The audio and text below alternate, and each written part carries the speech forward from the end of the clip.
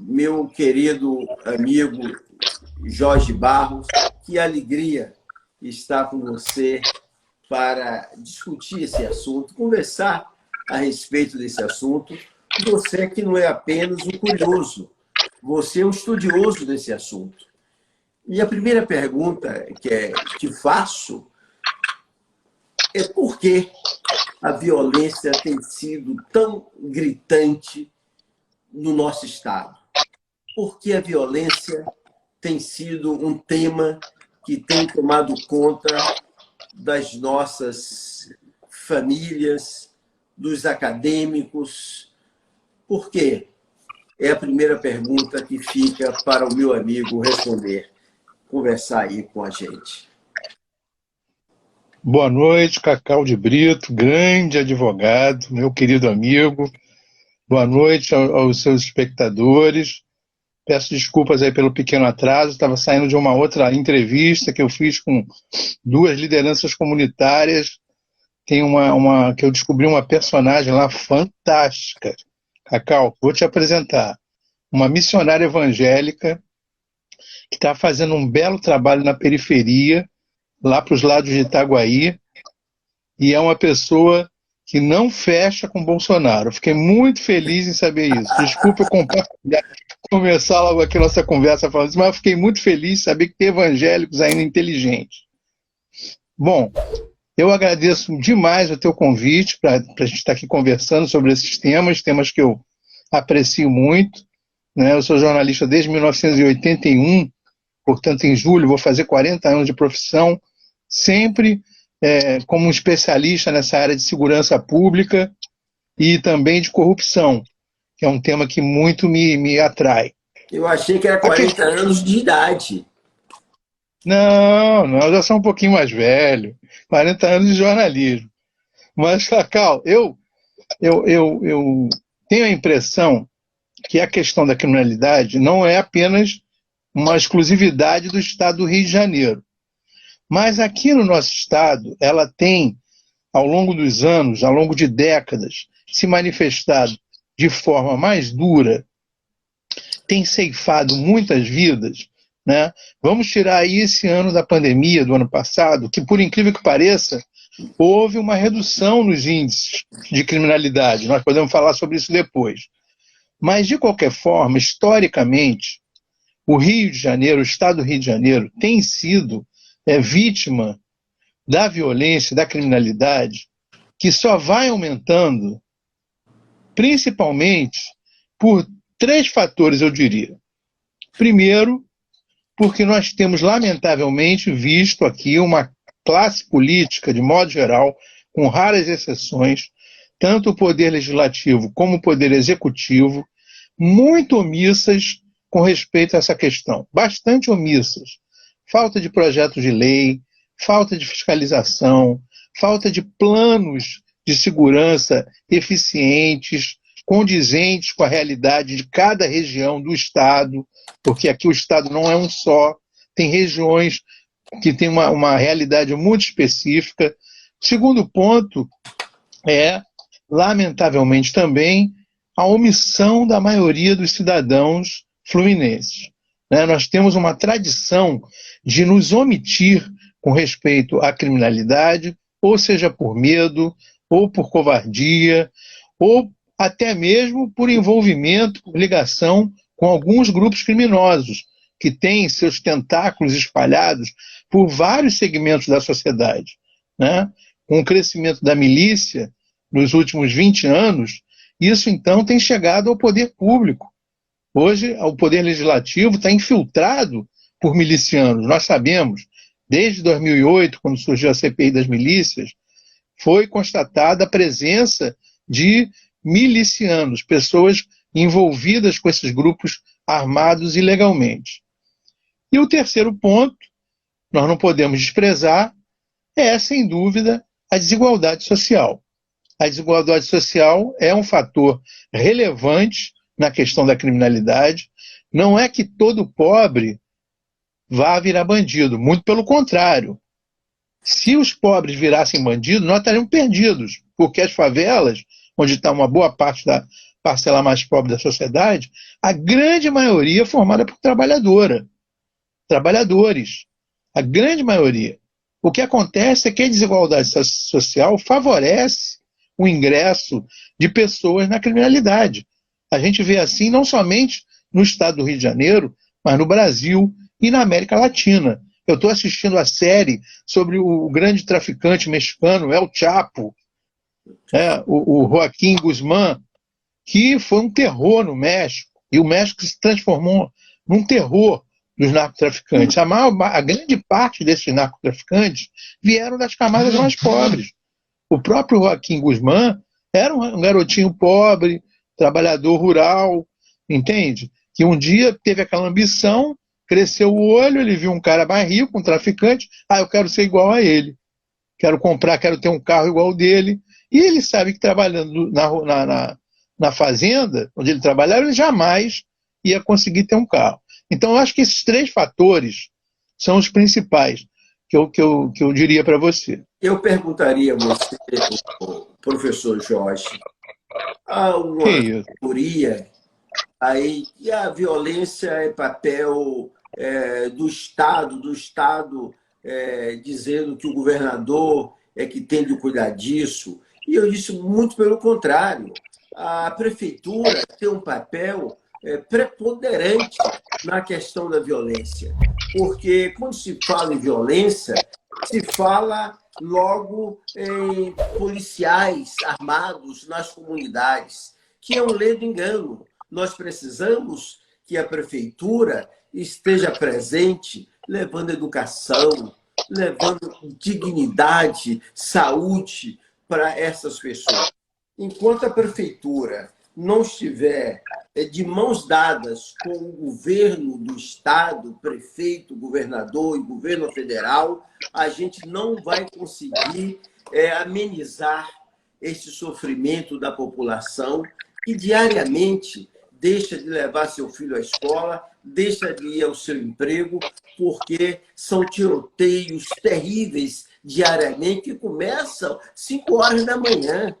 Então, o que é que você me diz da prefeitura estar mais presente nas nossas comunidades, principalmente, que elas estão abandonadas?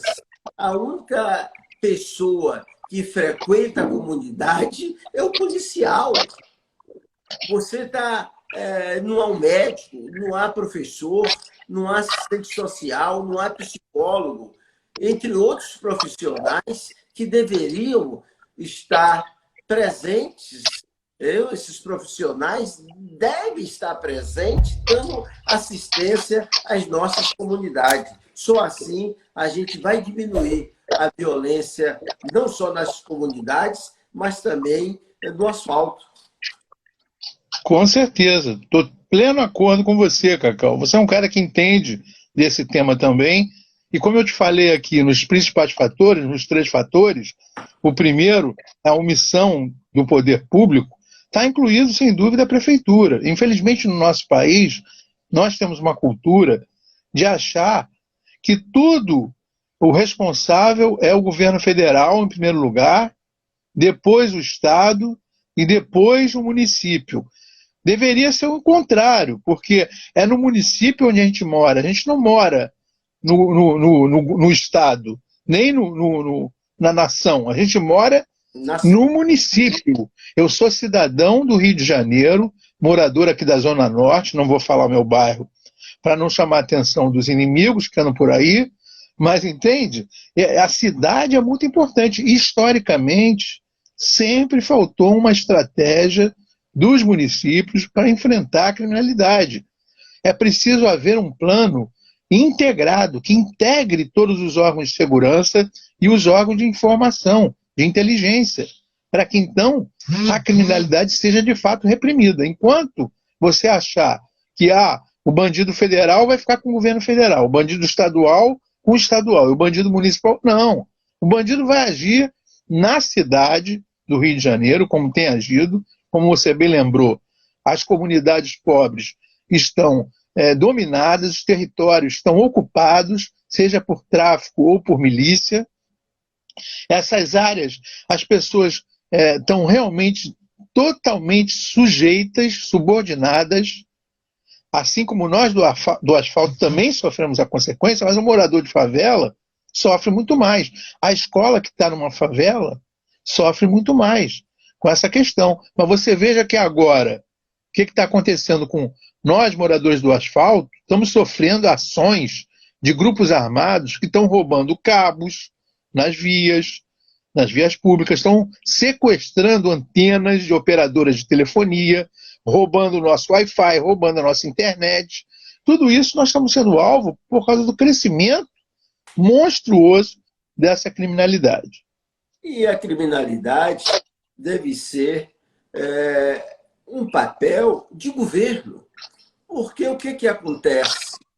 Cada governo que entra, cada prefeito, cada governador, ele tem as suas prioridades, as suas vaidades pessoais, e as comunidades começam a não ter assistências, porque cada um pensa de uma maneira, e num dia que esse assunto se tornar um assunto realmente de governo, de Estado, nós vamos diminuir essa crescente violência que está afastando os empresários, os comerciantes do Rio de Janeiro. Portanto, nós precisamos, professor, cobrar das autoridades. E você disse aí no início, muito bem, que a população tem sido omissa.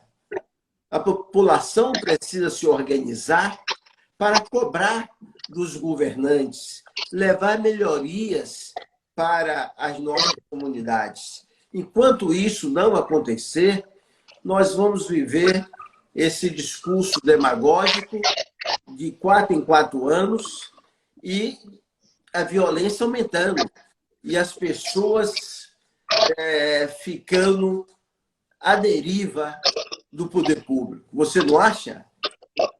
Com certeza. Mais uma vez, tem que te dar toda a razão. Um dos problemas maiores do combate à criminalidade no Brasil e nos estados e até municípios é justamente o movimento pendular que é feito pelos governantes. Entra um governador, bom, agora vamos combater o crime, vamos enfrentar o crime, vamos colocar toda a nossa máquina para combater o crime. Aí entra outro, não, vamos combater o crime, mas vamos cuidar também das escolas, vamos cuidar também da saúde, vamos reduzir um pouco aqui o investimento na área de segurança, não está tão preocupante agora. Vamos então, uma hora age com muito rigor, desrespeitando os direitos humanos, outra hora outro age favorecendo os direitos humanos e enfraquecendo o braço da lei. Isso é uma quimera, uma bobagem, porque uma política de segurança pública eficiente tem que combinar o cumprimento da lei, a defesa dos direitos humanos, com uma ação eficiente da polícia, uma ação eficaz. Para isso é preciso treinar a polícia, aparelhar a polícia, dar condições aos trabalhadores da segurança pública. Né? Eles precisam ter melhores salários. Precisam, sim. Investir na inteligência. Sobretudo nisso, sobretudo na inteligência. Isso aí já está comprovado. Que a informação é que vai ajudar você a ter uma ação policial mais eficaz. E hoje, você ficar fazendo operações, só blitz, espalhar blitz pela cidade, não vai resolver o problema. A tecnologia está aí para ser usada. Então, os governantes precisam ter essa visão. Os governantes precisam se unir. A cidade tem um prefeito, o Estado tem um governador, que muitas vezes vive o tempo todo brigando. E isso não leva a nada. Nós precisamos de estar unidos, principalmente num estado como o Rio de Janeiro, onde você disse muito bem, cresce a milícia, onde a injustiça social é gritante, onde a educação não é levada a sério. Eu me lembro que, na época do governador Leonel Brizola, ele pensou sempre em educação, construiu o CIEPS. E o CIEPS, você se lembra muito bem, que era uma escola onde o aluno ficaria o dia todo com professores, com médicos, com psicólogos. Essa era a filosofia inicial. Lamentavelmente, nós tivemos governos sucessivos que acabaram com o CIEP, acabaram com a educação. Nenhum país sai da crise se não investir em educação. A Coreia do Sul fez isso, a Irlanda fez isso, Singapura fez isso, e outros países investiram maciçamente em educação. Não adianta, o professor Jorge, tapar o céu com a peneira, o sol com a peneira. Nós precisamos realmente investir em educação em primeiro lugar. Nós precisamos dar cidadania para o nosso povo. O nosso povo não quer esmola, o nosso povo quer uma política decente. Os políticos são eleitos com discurso, quando chegam lá no dia seguinte, ele rasga, esquece tudo que foi falado na campanha, e isso precisa ser vigiado pelo porque um estado como o Rio de Janeiro, na situação que está vivendo, onde as pessoas estão saindo, as empresas estão saindo do nosso estado, o estado está ficando um estado pobre. Você chega hoje no centro da cidade, quem não vai à cidade, da cidade há 2, 3 anos, vão encontrar uma diferença estúpida. O que é que está acontecendo com o Rio de Janeiro? Então, nós precisamos olhar para as nossas cidades de uma maneira crítica, cobrando dos governadores, dos políticos, dos prefeitos, dos deputados, dos vereadores, porque eles estão bem pagos para cuidar bem da cidade. E isso não tem acontecido. Não sei o que você acha sobre isso. Nos últimos 10 anos, o Rio de Janeiro vem sofrendo muito. E, além da violência, o professor, nós temos hoje um outro tema muito preocupante, que tem a sua relação, que é a questão do racismo. A questão do racismo estrutural tem sido hoje outro tema bastante discutido, e nós precisamos falar sobre isso. Parece que nós estamos vivendo num país das mil maravilhas. E, na realidade, a verdade é outra. As estatísticas estão aí. Nos últimos 10 anos, você tem essa estatística melhor do que eu, mas mais de 20 mil jovens, todos, a grande maioria das periferias, foram assassinados. Jovens negros. Então, nós precisamos ter uma política de um olhar diferenciado para essas comunidades. Elas estão cheias de pessoas talentosas, pessoas que estão precisando de oportunidade. E quem tem que dar essa oportunidade é o Estado. Não é o tráfico, não é a milícia. Queria que você falasse um pouco mais sobre isso. Complementando só essa tua frase, eu acho que também os empresários, a iniciativa privada também tem que se preocupar com isso. Aí eu acho que não é só o Estado. Se você me permite, Cacau, acrescentar, sim, os empresários também são muito responsáveis, precisam despertar para essa situação. Eles só se deram conta do crescimento da criminalidade em 1994, quando houve uma das maiores ondas de sequestros no estado do Rio de Janeiro. E aí eles investiram no aparelho policial, criaram o Disque Denúncia, 2253-1177, que é uma ferramenta hoje bastante útil para toda a sociedade, mas foi criada num primeiro momento para proteger os empresários de sequestros que eles estavam sofrendo. Então, eles precisam se despertar também para essa questão desses jovens que estão morrendo. Queria complementar também a tua colocação anterior sobre a educação. Alguém já disse, e eu concordo plenamente, que quanto menos escolas, mais prisões. A gente tem que ser uma sociedade que tem que decidir o que nós queremos construir. Queremos construir mais escolas ou mais prisões? Que uma coisa ou outra. Não dá para você, se você construir muita escola, você vai ter menos presídio. Você vai capacitar as pessoas, vai dar a elas um acesso à oportunidade, à ascensão social. Eu agora mesmo conversei com essa missionária evangélica, Ana Paula Salles, lá da região de Itaguaí, fez 2 cursos superiores. Isso mudou a vida dela. Mudou a perspectiva dela. Então, o acesso à educação é muito importante.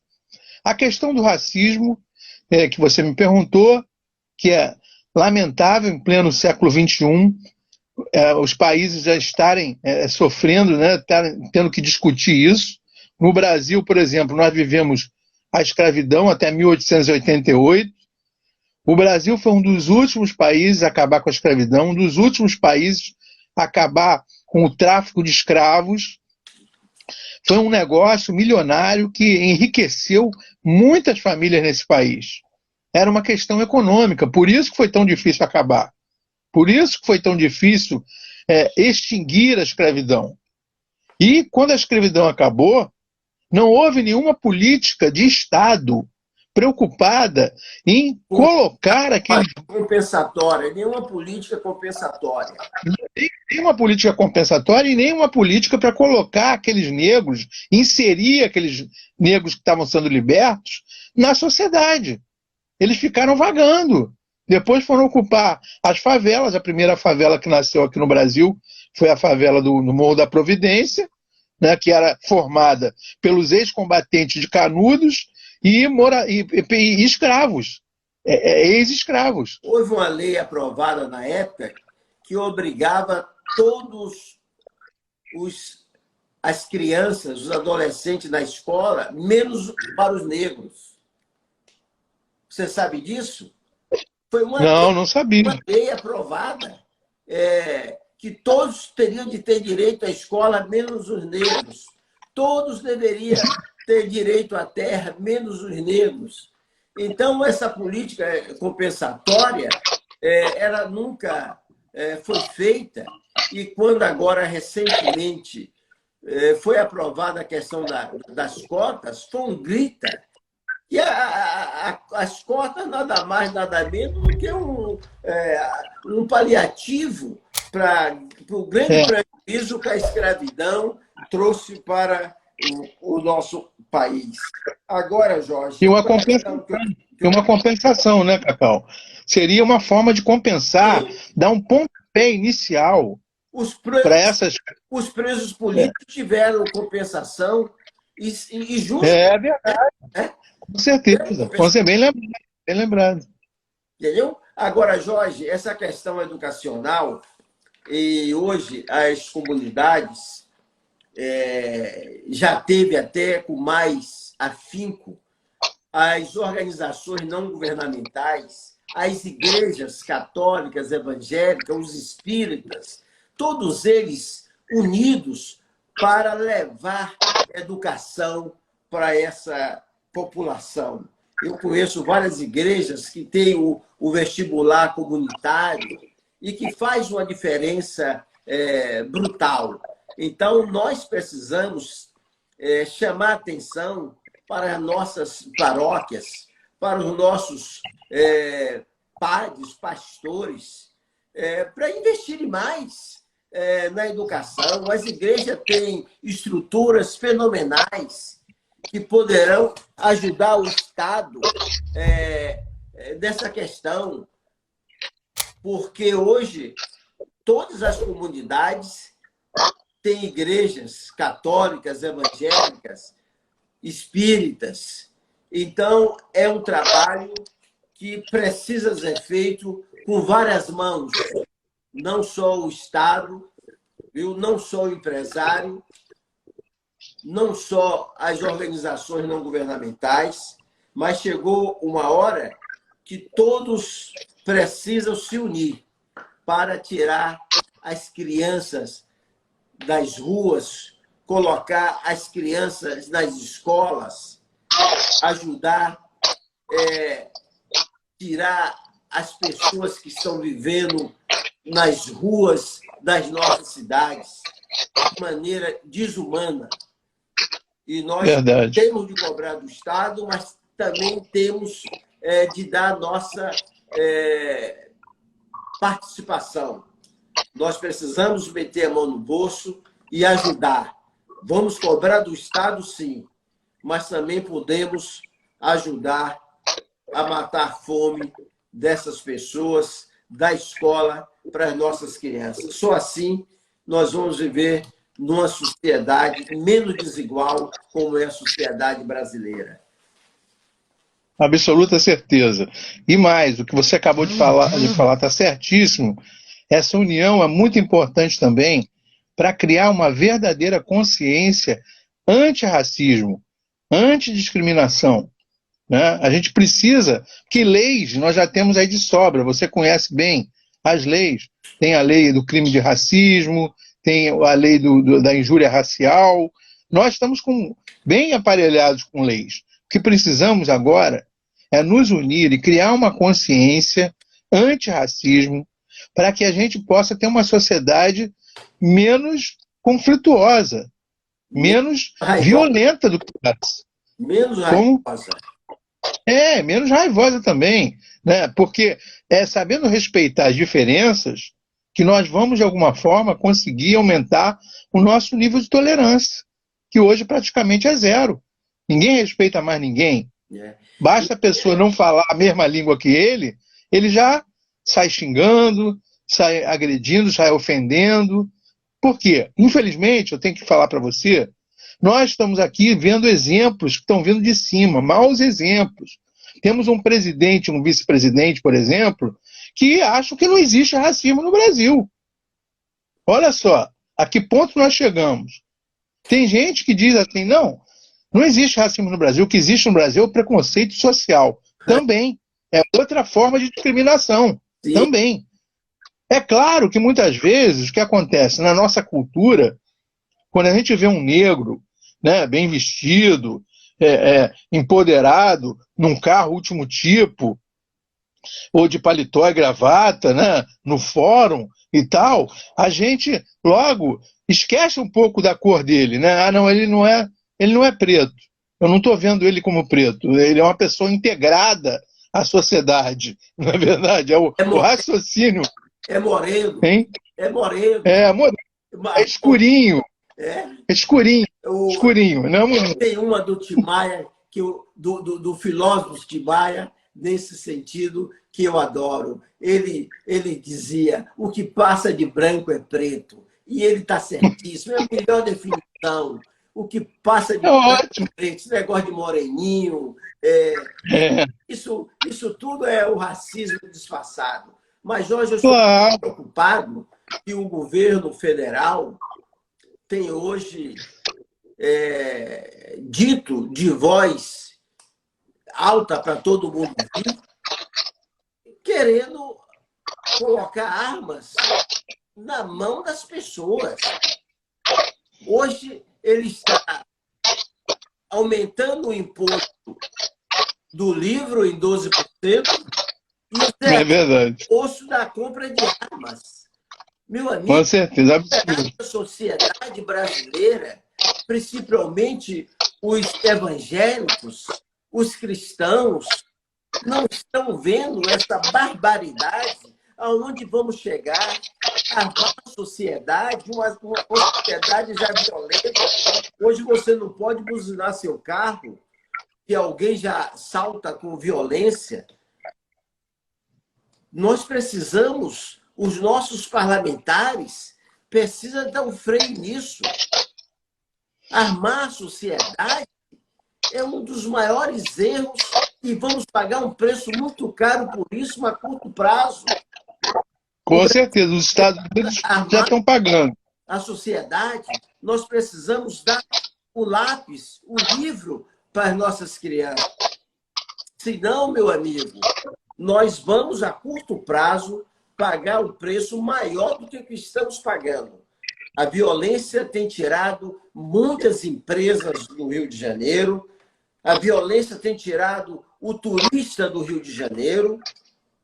Hoje, países pequenos, com muito mais turistas visitando, você tem aí países que não são os países de primeira linha do turismo recebendo. Amsterdã recebe mais turistas do que o Brasil. Amsterdã recebe mais turistas do que o país. Mesmo o dinheiro brasileiro estando desvalorizado, as pessoas não estão vindo. Devido ao quê? À violência. A imagem do Brasil está muito ruim lá fora. E nós precisamos investir de uma maneira radical nessa questão da violência do país. O país está pagando um preço, todos nós pagando um preço altíssimo com a questão da violência. Investir em segurança, na inteligência, é fundamental para aliviar esse sofrimento de todo o povo brasileiro, ricos e pobres. Todos estão na mesma situação. Ah, mas o rico tem um carro blindado, tem segurança. Mesmo assim, ele tem andado com muito medo na nossa cidade. E nós precisamos ter políticas que realmente venham amenizar, diminuir essa violência que estamos sofrendo. E, para isso, nós precisamos ter políticos que realmente pensem nisso, e não o contrário. O que o governo federal tem pensado em relação ao projeto dele na área de segurança é uma barbaridade. É uma barbaridade. E nós precisamos usar as nossas forças para dizer: presidente, nesse quesito, você está na contramão da história. Queria que você... Lamentavelmente, é essa situação que você está falando. Essa proposta do governo Bolsonaro de aumentar, colocar mais armas na mão da população civil, é um tiro no pé. Os Estados Unidos hoje estão pagando com vários efeitos disso, com tiroteios que frequentemente acontecem lá, onde morrem 10, 20 pessoas, porque o acesso ao armamento lá, armamento pesado, é muito fácil, é facilitado. E essa cultura que tem nos Estados Unidos, que é uma coisa tradicional do país, a gente não pode trazer e importar para o Brasil. Esse é o problema. Lá, o cristão, o protestante, ele já tem inserido dentro dele essa cultura de que ele tem direito a ter uma arma para proteger a sua casa e a sua família. Isso aí tem sido a tônica da sociedade americana por séculos, desde que ela foi fundada. Mas aí agora vem o Bolsonaro e companhia, quer trazer isso para o Brasil. As coisas Ora, meu Deus, dos Estados Unidos são sempre trazidas para o Brasil. As coisas boas, não. As coisas... exatamente. Não. Mas as coisas ruins, lamentavelmente, até pessoas evangélicas têm esse pensamento aqui. Simplesmente é um pensamento colonizado. Pessoas que não pensam com a cabeça do Brasil, não pensam com a nossa realidade. E se você for examinar as estatísticas, já foram feitas há muitos levantamentos comprovando que quanto mais armas circulando entre a população civil, quem vai se armar e vai se beneficiar é o próprio bandido. O próprio presidente da República, Cacau, ele foi vítima de um assalto e teve que entregar a pistola dele. Ele não teve tempo de reagir. Já o seu filho, Flávio Bolsonaro, teve tempo de reagir, foi rápido e matou 2 bandidos. Mas poderia ter morrido também. É uma loteria. Esse negócio de dizer que vou reagir contra o bandido, isso é em filme. Duro de Matar, que a gente vê, Charles Bronson, Desejo de Matar, isso é cinema, é Hollywood. A realidade é bem diferente. Você Você não, a pessoa que é assaltada, ela é surpreendida pelo criminoso. Eu já fui Então, duas ela para sair dessa situação. vezes. Então, eu já fui também. É uma Eu já fui. horrível. Não quero para meu maior inimigo. Não, é horrível, é horrível. Você está sob uma mira de uma arma que a pessoa pode disparar a qualquer momento, principalmente jovens, né? Muitas vezes sob o efeito de drogas, cometendo assaltos. E esses caras, quando eles rendem alguém, a pessoa se coça, eles metem bala. Eles não têm piedade. Então aí, o que vai adiantar você ter uma arma na cintura? A pessoa vai morrer e ele vai levar a arma dela. Ele vai invadir a casa da pessoa, tem uma arma guardada para me proteger. A arma não vai ficar guardada dentro de um cofre, como muitas vezes orienta a lei. Ah, não mantenha a sua arma em casa dentro de um cofre. Dentro de um cofre ela não vai ter uso nenhum. Quando você precisar da arma, ainda vai abrir o cofre para tirar a arma do cofre. Então um bandido invade a casa, pega, faz o que quer lá dentro, né? E no final ainda leva a arma. Cadê a arma que você tem? Abre o cofre, tá a arma lá dentro, levou a arma. A arma que foi comprada legalmente vai parar na mão dos ilegais. A questão do armamento, a principal ação que o poder público tem que fazer é retirar as armas dos bandidos. É fazer operações com base em inteligência para atacar os grandes fornecedores de arma. É atacar a corrupção na polícia, porque são muitas vezes os policiais que fornecem a arma para o crime. Entende? Então, você vai reduzir a violência, a criminalidade, retirando as armas da rua, não botando mais armas na rua. Isso é óbvio. Nunca venderam tantas armas como estão se vendendo hoje. E a questão das armas, a facilidade que nós temos, as fronteiras são gigantes. Nós precisamos ter uma... Eu defendo a teoria de uma polícia específica para as fronteiras brasileiras. Como tem nos Estados Unidos, né? Não adianta colocar a Polícia Federal, que é uma polícia cara, é uma polícia cara. Nós precisamos ter uma polícia específica para as fronteiras brasileiras. Isso vai impedir que entre armas com a maior facilidade que tem entrado. Vai reduzir, né? Vai reduzir. Essa polícia que você sugere poderia estar sob a supervisão do Exército, por exemplo. Sob a supervisão do Exército, tranquilamente. Meu amigo, nós estamos chegando ao final. São 50 minutos, já estamos no 45 minutos. E nós agradecemos a você e a todos que estão assistindo e dizer que nós precisamos usar as nossas forças, usar a nossa inteligência para ajudar a construir um país melhor. Nós precisamos que nossas comunidades religiosas precisam se unir, precisa